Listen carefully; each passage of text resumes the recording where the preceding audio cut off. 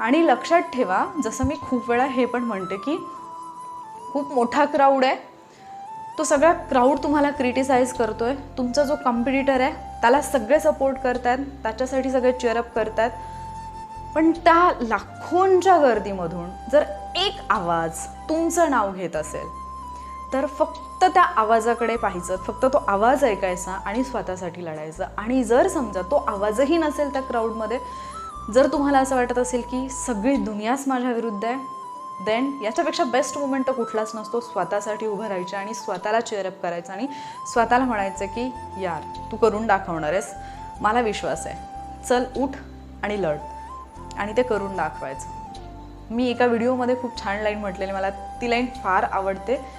कभी ये मत सोचो कि हम अकेले हैं, ये सोचो हम अकेले ही काफ़ी है. सो तुम्ही एकटे स्वतःसाठी इनफ आहात